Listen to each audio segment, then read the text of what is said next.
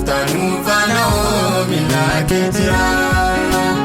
Eenyeetti yaadneetu daadame waa gochuudhaaf tasa raawwatte eegeessan fedhu. Dhufe jaalalli kee kun addaa haatoo arbii kanarraas takka dorgomaan qabdu.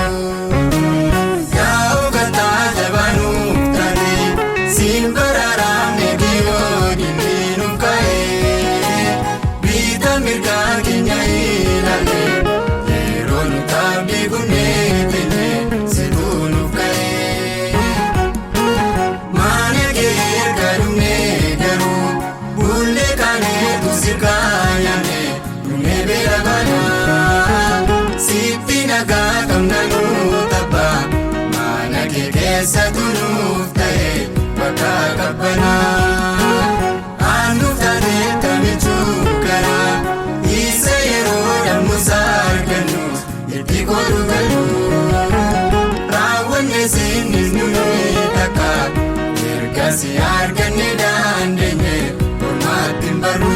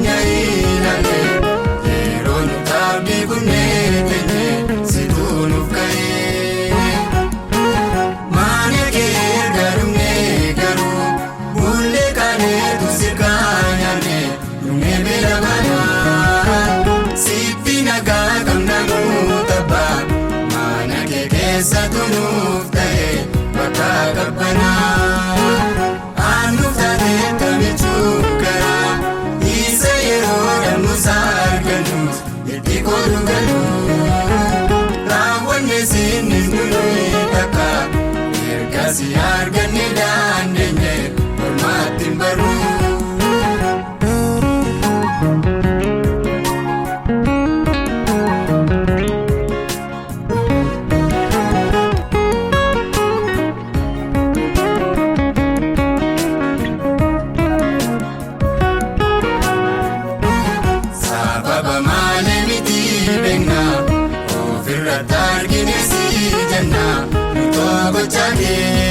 Yerootti gubeen waakalee aduun gammoojjii badhaasinu ta'ee dibaabee utuma to'atu argine deessame lafa argasuu qaba keenya yeroo maraa kanaaf jenneetu si faarsina boqonnaa maal ammayyuu ulfaa nu bara bara.